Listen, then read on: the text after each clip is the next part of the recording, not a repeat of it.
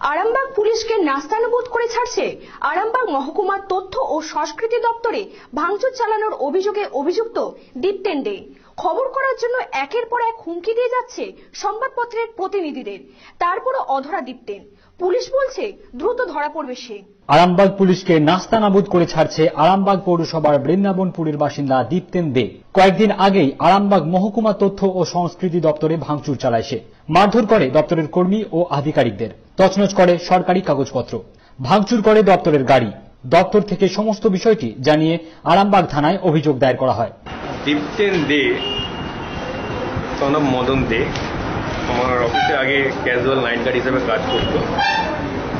তো পারিবারিক অশান্তির কারণে এবং থানা পুলিশ হওয়ার ঝামেলাতে ওকে পূর্বতন সাহেব বাদ দিয়েছিল কাজ থেকে। তো মাঝে মধ্যেই ও এসে ফেট করতো এখানে এসে, এবং সেটাও পুলিশ আমি করেছি। এসডিও সাহেব ম্যাডামকেও আমি জানিয়েছিলাম, আমার ঊর্ধ্বতন কর্তৃপক্ষকেও আমি জানিয়েছি। তো আজকে আবার এসেছিল, এসে ওদেরকে ভয় দেখিয়েছে, ফাইলপত্র সব ছিঁড়ে ফেলে দিয়ে গেছে, ছুঁড়ে ফেলে দিয়ে গেছে। আমি দরজা বন্ধ করে দিয়েছিলাম, ওদের স্টাফেদের ঘরে ঢুকিয়ে দরজা বন্ধ করে দিয়েছিলাম। দরজায় দমাদম লাথি মারলো, উল্টোপাল্টা কথাবার্তা বলছিল আর কি। তারপর তলায় নেমে আমার যে ভাড়ার যে গাড়িটা আছে সেই গাড়িটার কাঁচ ভেঙে দিয়ে চলে গেছে। আপনি কি থানায় কমপ্লেন জানাচ্ছেন? থানায় তো কমপ্লেন জানালাম, থানায় এসিআই সাহেবকে ফোন করেছিলাম, লোক পাঠিয়ে দিয়েছে। অভিযোগ দায়েরের পর প্রায় 10 দিন কেটে গেলেও অভিযুক্তর টিকিও ছুঁতে পারেনি আরামবাগ পুলিশ। এই সংবাদ আরামবাগের স্থানীয় বিভিন্ন সংবাদপত্র সহ আজ বাংলা চ্যানেলেও সম্প্রচারিত হয়। এরপরই ক্ষেপে ওঠে সরকারি দপ্তরে ভাঙচুর চালানো অভিযুক্ত। আরামবাগের স্থানীয় পত্রিকা আরামবাগ টাইমসের সম্পাদক কাকলি চ্যাটার্জিকে ফোন করে ভয়ানক হুমকি দেয় ও অশ্লীল কথাবার্তা বলে। সমস্ত বিষয়টি জানিয়ে কাকলি চ্যাটার্জি আরামবাগ থানায় অভিযোগ জানায়। তারপরেও 4 দিন কেটে গেলেও কিছুই হয়নি। শনিবার শতাধিকবার এই যুগ এই সময়ের দপ্তরে ফোন করে হুমকি দেয়। আরামবাগ থানাতে অভিযোগ জানানো হয়। প্রশ্ন উঠেছে, এক ব্যক্তি সরকারি দপ্তর ভাঙচুরের পর একের পর এক সংবাদ মাধ্যমকে হুমকি দিচ্ছে। অভিযোগ, এত কিছুর পরেও কেন অভিযুক্তকে ধরা হচ্ছে না? এই বিষয়ে আরামবাগ থানার আইসি অলোক রঞ্জন মুন্সি বলেন, অভিযুক্তকে ধরার সব রকম চেষ্টা করা হচ্ছে। ইতিমধ্যে বেশ কয়েকবার তার বাড়িতেও হানা দিয়েছে পুলিশ। টাওয়ার লোকেশনে কখনো দেখা যাচ্ছে সে আছে শালবনীতে, কখনো আছে গোয়ালতোড়ে। সব মিলিয়ে পুলিশকে নাকানি চোবানি খাওয়াচ্ছে দীপ্তেন। যদিও পুলিশের দাবি অচিরেই ধরা পড়বে সে। এখন দেখার এইভাবে পুলিশকে আর কতদিন নাকে দড়ি দিয়ে ছোটায় দীপ্তেন। এই মুহূর্তে আমরা দাঁড়িয়ে আছি নিউজ আজ বাংলার ডেস্কে। আরামবাগের নতুন সন্ত্রাস দীপ্তেন দে। এই দীপ্তেন দে কিছুদিন আগেই ভাঙচুর করেছে আরামবাগের তথ্য সংস্কৃতি দপ্তর। তো সেই সম্পর্কে আমরা জেনে নেব আমাদের সন্দীপ দা তার কাছ থেকে, যে এই বিষয়ে তিনি কি বলতে চাইছেন। এই মুহূর্তে আরামবাগের সব থেকে সমস্যা এবং নতুন আতঙ্কের বিষয় হয়ে দাঁড়িয়েছে দীপ্তেন দে। কে এই দীপ্তেন দে? এই দীপ্তেন দে হলো আরামবাগের বৃন্দাবনপুরের বাসিন্দা।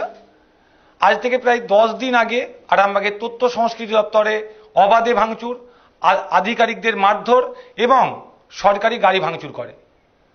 তথ্য দপ্তর থেকে আরামবাগ থানাতে অভিযোগ দায়ের করা হয়। অভিযোগ দায়েরের পর 10 দিন কেটে গেলেও মূল অভিযুক্ত এখনো পর্যন্ত অধরা। এই খবর আরামবাগের বিভিন্ন সংবাদপত্রের সাথে সাথে এই যুগ এই সময় এবং নিউজ আজ বাংলাতে দেখানো হয়। এতেই ক্ষেপে ওঠে দীপ্তেন। এরপরে স্থানীয় একটি সংবাদপত্র আরামবাগ টাইমস তার সম্পাদিকা কাকলি চ্যাটার্জিকে আজ থেকে 4 দিন আগে ভয়ঙ্কর রকম হুমকি দেয়। কাকলি চ্যাটার্জি আরামবাগ থানাতে অভিযোগ দায়ের করে। সেই অভিযোগের পরেও 4 দিন কেটে গেছে, পুলিশ কিন্তু এখনো ধরতে পারেনি দীপ্তেন দেখে। নতুন করে গতকাল শতাধিকবার এই দপ্তরে ফোন করে দীপ্তেন দে। ফোন করে দপ্তরের ভাঙচুর করব, জ্বালিয়ে দেব, এই ধরনের নানান কথা বলে। যে মানুষটি কদিন আগে সরকারি দপ্তর ভাঙচুর করেছে, স্বাভাবিকভাবে সে আবার একটা ঘটনা ঘটাতে পারে। এই কথা চিন্তা করে আরামবাগ থানাতে কাল রাত্রি 8টা নাগাদ অভিযোগ দায়ের করা হয়। তারপরে প্রায় 24 ঘন্টা কেটে গেছে, এখনো পর্যন্ত ধরা পড়েনি মূল অভিযুক্ত। আরামবাগ থানার আইসি অলোক রঞ্জন মুন্সি সহ অন্যান্য অফিসাররা বলছেন অভিযুক্ত নাকি মাথার গোলমাল। স্বাভাবিক কারণেই প্রশ্ন উঠছে, যদি মাথার গোলমাল হয়, একটি সরকারি দপ্তর ভাঙচুর, তার আধিকারিককে মারধর এবং সরকারি গাড়ি ভাঙচুর, একজন মহিলা সাংবাদিককে হুমকি, এত কাণ্ডর পরেও একজন পাগলকে আরামবাগ শহরের বুকে পুলিশ ছেড়ে রেখেছে কোন সাহসে? কেন সে গ্রেপ্তার হচ্ছে না? সে যদি অসুস্থ হয় তার চিকিৎসার প্রয়োজন, এবং যদি সত্যিই পাগল হয় তাহলে তাকে পাগল গারদে নিয়ে যেতে হবে। তা না করে পুলিশ তার দায়িত্ব এড়াচ্ছেন কোন যুক্তিতে? আজ প্রায় 15 জনের এক সংবাদ মাধ্যমের দল আরামবাগ আইসির সঙ্গে থানাতে গিয়ে যোগাযোগ করেন। আরামবাগ আইসি অলোক রঞ্জন মুন্সি বলেছেন অচিরেই অপরাধী ধরা পড়বে।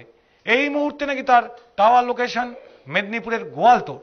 কিন্তু স্থানীয়রা বলছেন গতকাল সন্ধ্যা পর্যন্ত বহাল তবিয়তে আরামবাগ শহরে ঘুরে বেরিয়েছে এই দীপ্তেন। এই দীপ্তেনের সম্বন্ধে এর আগেও একাধিক অভিযোগ, একাধিকবার গ্রেপ্তার হয়েছে।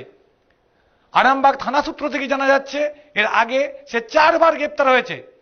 এই ধরনের একজন আসামিকে কেন পুলিশ 10 দিন ধরে গ্রেপ্তার করছে না? উঠছে প্রশ্ন, পুলিশ কি সত্যি মাথার গন্ডগোল আছে বলে দায়িত্ব এড়াতে পারে? পুলিশ কি দায়িত্ব নেবে সরকারি অফিস ভাঙচুরে? এর পরে যদি কোনো ঘটনা ঘটে তার দায়িত্বও কি নেবে পুলিশ? তখন হয়তো পুলিশ এই দায়িত্ব নেবে না। প্রশ্ন উঠেছে এর পরেও যদি কোনো ঘটনা এই দীপ্তেন্দে ঘটায় তার দায়িত্ব নিতে হবে আরামবাগ পুলিশকে। কারণ এতদিন পর্যন্ত সে আরামবাগ শহরেই ছিল, পুলিশ তাকে ধরার কোনো ব্যবস্থা করেনি।